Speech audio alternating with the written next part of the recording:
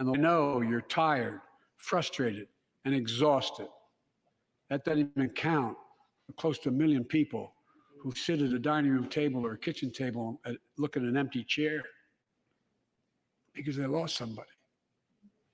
But I also know this, because of the progress we've made, because of your resilience and the tools that we have been provided by this Congress, tonight I can say we're moving forward safely back to more normal routines. We've reached a new moment in the fight against COVID-19, where severe cases are down to a level not seen since July of last year. Just a few days ago, the Center for Disease Control and Prevention issued a new mask guidelines. Under the new guidelines, most Americans and most of the country can now go mask-free. And based on projections, more of the country will reach a point across the next couple of weeks. And thanks to the progress we've made in the past year, COVID-19 no longer need control our lives. I know some are talking about living with COVID-19, but tonight I say that we never will just accept living with COVID-19. We'll continue to combat the virus as we do other diseases. And because this virus mutates and spreads, we have to stay on guard. And here are 4 common sense steps as we move forward safely, in my view. First, stay protected with vaccines and treatments. We know how incredibly effective vaccines are. If you're vaccinated and boosted, you have the highest degree of protection. We'll never give up on vaccinating more Americans. Now, I know parents with kids under 5 are eager to see their vaccines authorized for their children. Scientists are working hard to get that done. We'll be ready with plenty of vaccines if and when they do. We're all ready. We are also ready with antiviral treatments. If you get COVID-19, the Pfizer pill reduces your chances of ending up in the hospital by 90%. I've ordered more pills than anyone in the world has. Pfizer is working overtime to get us 1 million pills this month and more than double that next month. And now we're launching the Test to Treat initiative, so people can get tested at a pharmacy, and if they prove positive, receive the antiviral pills on the spot at no cost. Folks, if you're immunocompromised or have some other vulnerability, we have treatments and free high-quality masks. We're leaving no one behind or ignoring anyone's needs as we move forward. On testing, we've made hundreds of millions of tests available, and you can order them for free to your doorstep. And we've already ordered free tests. If you already ordered free tests tonight, I'm announcing you can order another group of tests. Go to covidtest.gov starting next week, and you can get more tests. Second, we must prepare for new variants. Over the past, we've gotten much better at detecting new variants. If necessary, we'll be able to develop new vaccines within 100 days instead of maybe months or years. And if Congress provides the funds we need, we'll have new stockpiles of tests, masks, pills ready if needed. I can't promise a new variant won't come, but I can promise you we'll do everything within our power to be ready if it does. Third,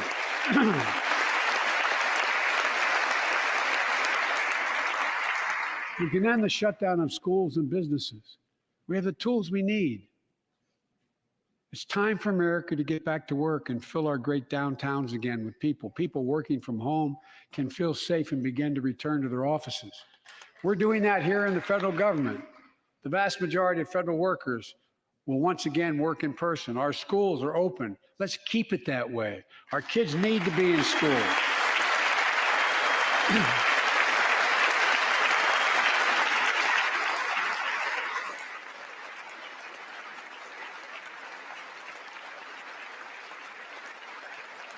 With 75% of adult Americans fully vaccinated and hospitalizations down by 77%, most Americans can remove their masks and stay in the classroom and move forward safely. We achieved this because we provided free vaccines, treatments, tests, and masks. Of course, continuing this costs money, so I'll not surprise you. I'll be back to see you all and I'm going to soon send a request to Congress. The vast majority of Americans have used these tools and may want again. We may need them again. So I expect Congress, and I hope you'll pass that quickly. Fourth, we'll continue vaccinating the world. We've sent 475 million vaccine doses to 112 countries, more than any nation on earth. We won't stop because you can't build a wall high enough to keep out a vaccine. The vaccine can stop the spread of these diseases.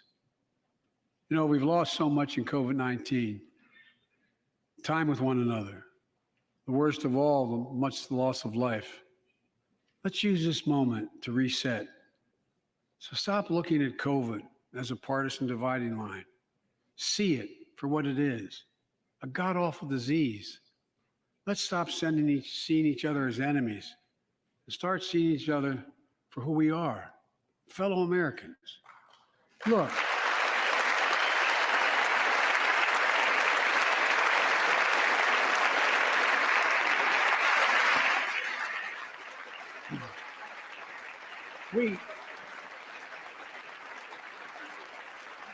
We can't change how divided we've been. It was a long time in coming. But we can change how to move forward on COVID-19 and other issues that we must face together. I recently visited New York City Police Department days after the funerals of Officer Wilbur Mora and his partner, Officer Jason Rivera. They were responding to a 9/11 call when a man shot and killed them with a stolen gun. Officer Moore was 27 years old. Officer Rivera was 22 years old. Both Dominican Americans who grew up in the same streets that they later chose to patrol as police officers.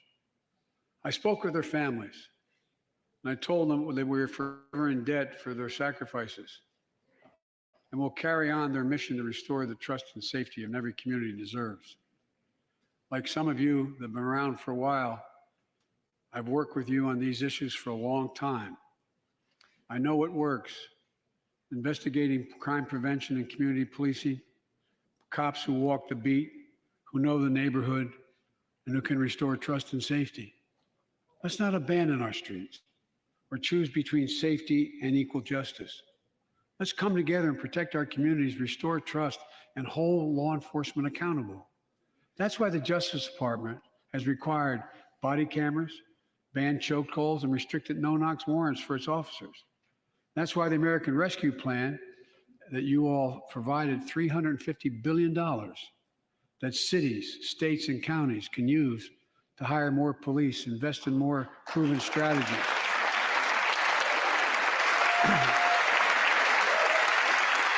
Proven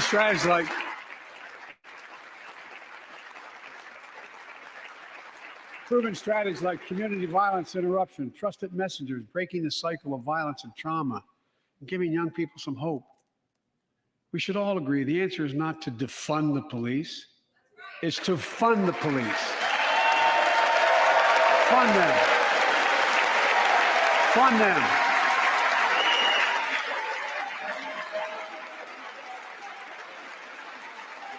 Fund them with resources and training. Resources and training they need to protect our communities.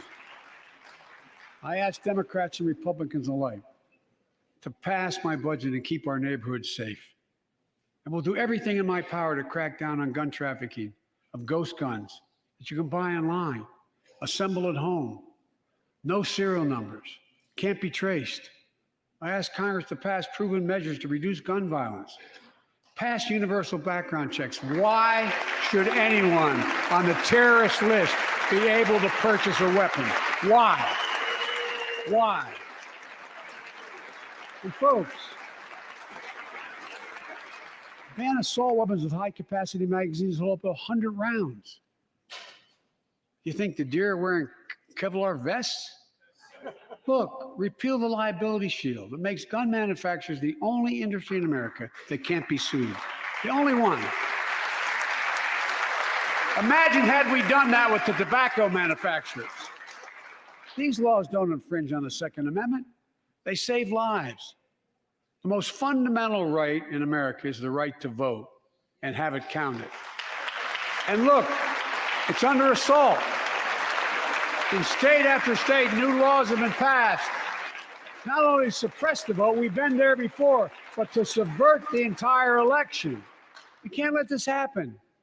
Tonight, I call on the Senate to pass the Freedom to Vote Act, pass the John Lewis Act, Voting Rights Act.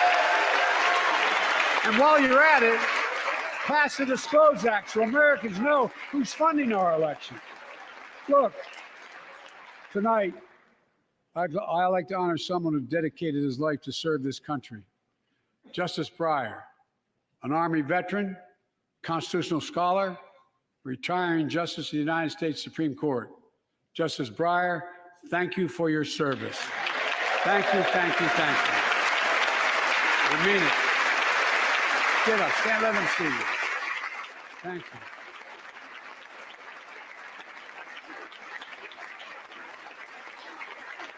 And we all know, no matter what your ideology, we all know one of the most serious constitutional responsibility a president has is nominating someone to serve on the United States Supreme Court. As I did 4 days ago, I've nominated the Circuit Court of Appeals, Ketanji Brown Jackson, one of our nation's top legal minds, who continue in Justice Breyer's legacy of excellence. A former top litigator in private practice, a former federal public defender, from a family of public school educators and police officers. She's a consensus builder. Since she's been nominated, she's received a broad range of support, including the Fraternal Order of Police and former judges supported by Democrats and Republicans. Folks, if we're to advance liberty and justice, we need to secure our border and fix the immigration system.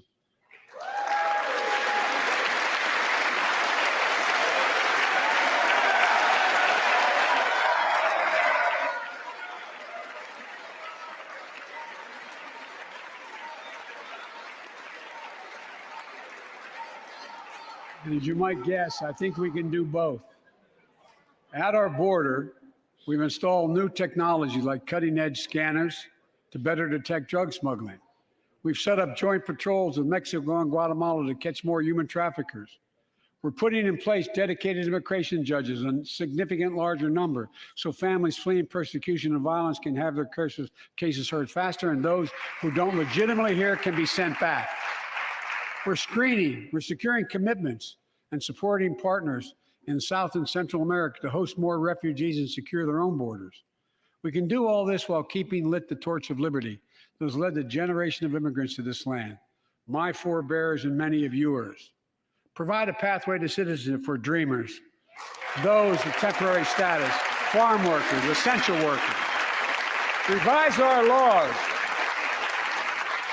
so businesses have workers they need and families don't wait decades to reunite.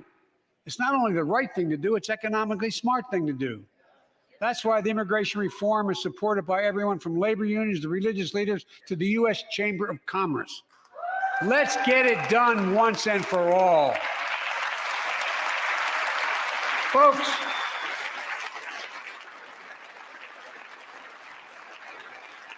advancing liberty and justice also requires protecting the rights of women. The constitutional right affirmed by Roe v. Wade, standing precedent for half a century, is under attack as never before. If you want to go forward, not backwards, we must protect access to health care, preserve a woman's right to choose, and continue to advance maternal health care for all Americans. And folks, for our LGBTQ plus Americans, let's finally get the Bipartisan Equality Act to my desk. The onslaught of state laws targeting transgender Americans and their families, it's simply wrong. And I've said last year, especially to our younger transgender Americans, I'll always have your back as your president so you can be yourself and reach your God-given potential. Folks,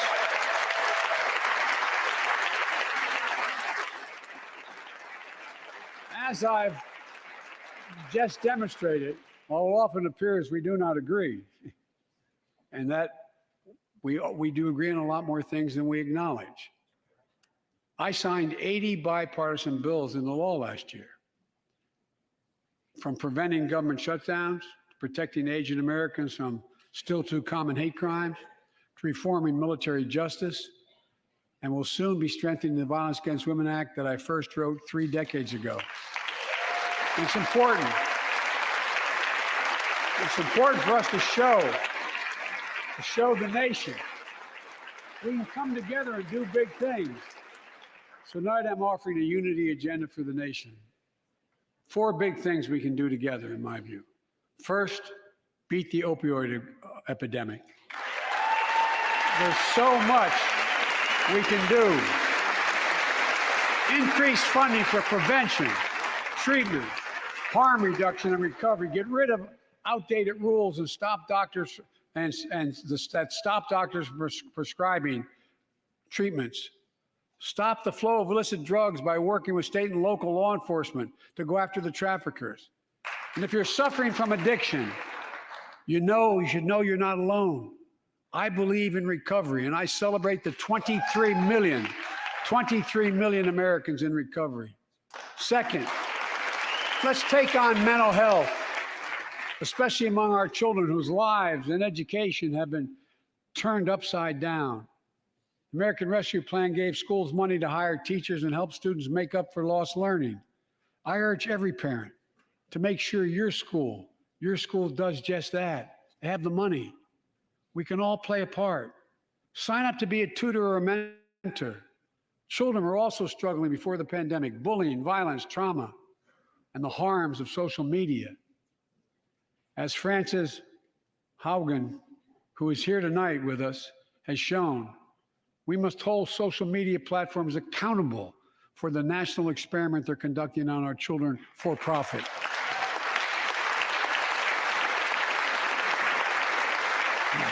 Folks, thank you. Thank you for the courage you showed.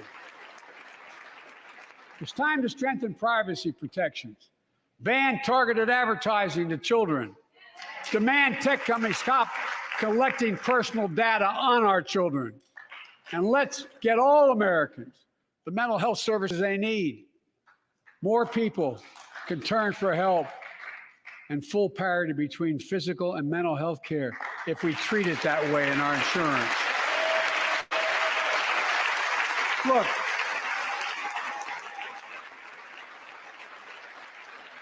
the third piece of that agenda, support our veterans. Veterans are the backbone and the spine of this country. They're the best of us. I've always believed that we have a sacred obligation to equip those we send to war and care for those in their family when they come home. My administration is providing assistance in job training, housing, and now helping lower-income veterans get VA care debt-free. And our troops in Iraq and Afghanistan have faced many dangers, one being stationed at bases breathing in toxic smoke from burn pits. Many of you have been there. I've been in and out of Iraq and Afghanistan over 40 times. These burn pits that incinerate waste, the waste of war, medical and hazardous material, jet fuel, and so much more. And they come home, many of the world's fittest and best trained warriors in the world. Never the same. Headaches, numbness, dizziness. A cancer that would put them in a flag-draped coffin. I know. One of those soldiers was my son, Major Bo Biden. I don't know for sure if the burn pit that he lived near, that his hooch was near in Iraq and earlier than that in Kosovo, is the cause of his brain cancer, the disease of so many other troops. I am committed to find out everything we can, committed to military families like Danielle Robinson from Ohio, the widow of Sergeant First Class Heath Robinson. He was born a soldier, Army National Guard, combat medic in Kosovo and Iraq, stationed near Baghdad, just yards from burn pits the size of football fields. Danielle is here with us tonight. They love going to Ohio State football games.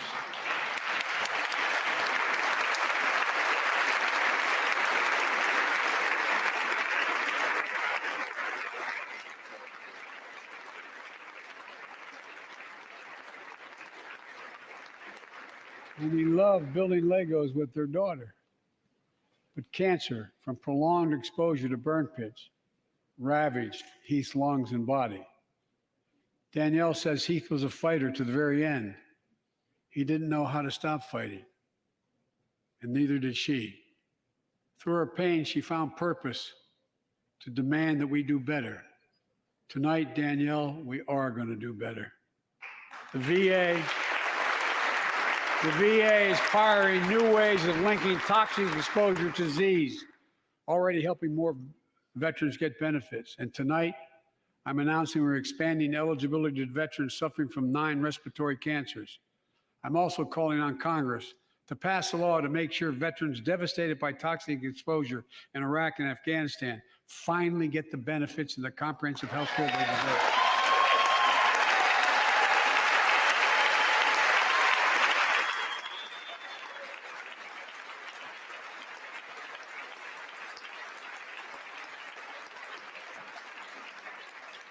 And fourth and last, let's end cancer as we know it. This is personal.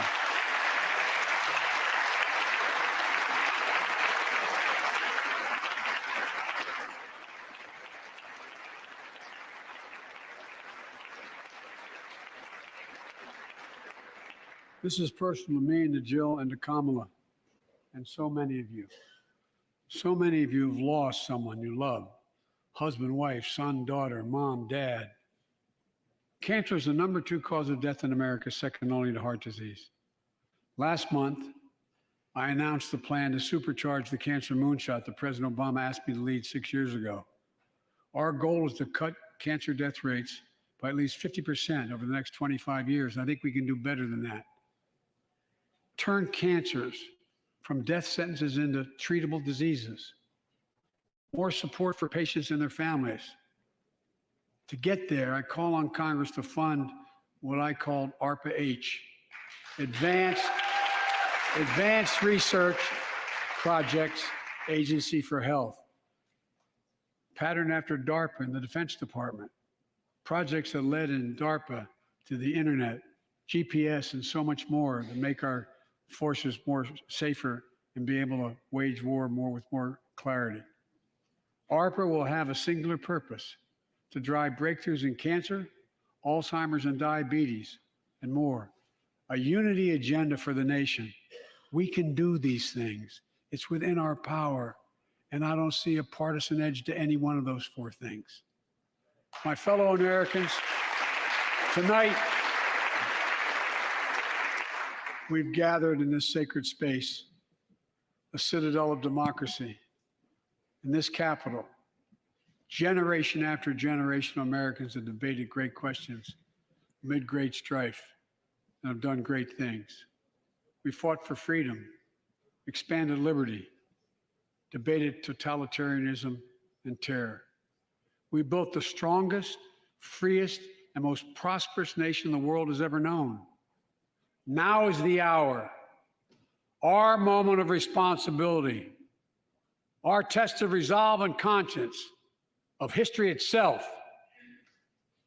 It is in this moment that our character of this generation is formed. Our purpose is found. Our future is forged. Well, I know this nation. We'll meet the test, protect freedom and liberty, expand fairness and opportunity, and we will save democracy. As hard as those times have been, I'm more optimistic about America today than I've been my whole life, because I see the future that's within our grasp, because I know there's simply nothing beyond our capacity. We're the only nation on earth that has always turned every crisis we faced into an opportunity. The only nation that can be defined by a single word: possibilities.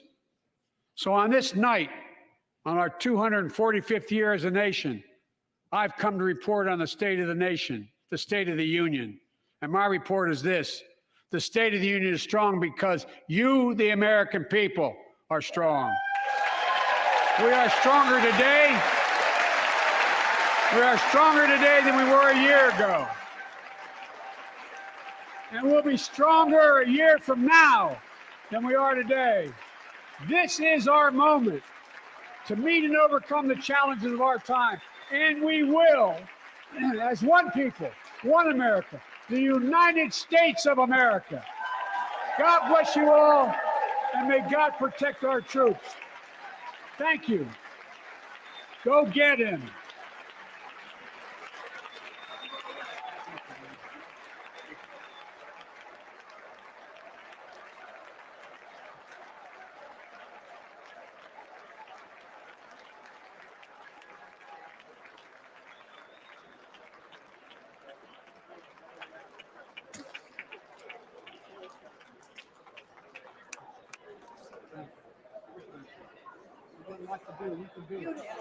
Beautiful.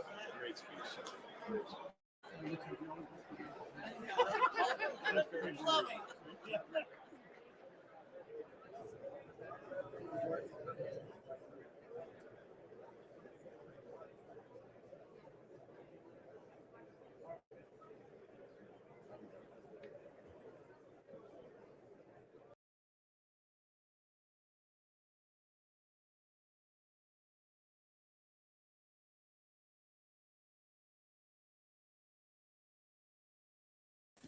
Hello, ladies and gentlemen. We are definitely here tonight.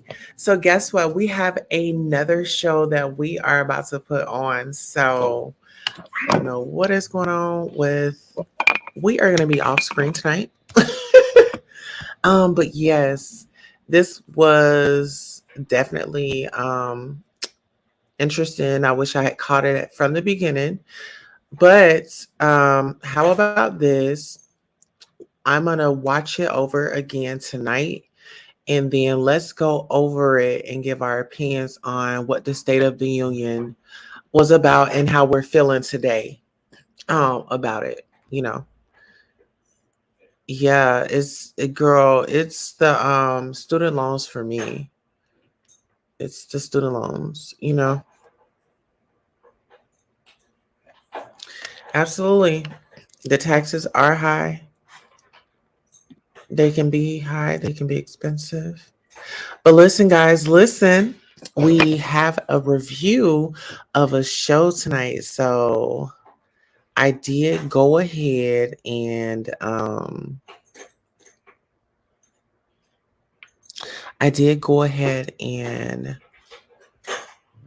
upload our show for tonight, and it's pretty much a fire child.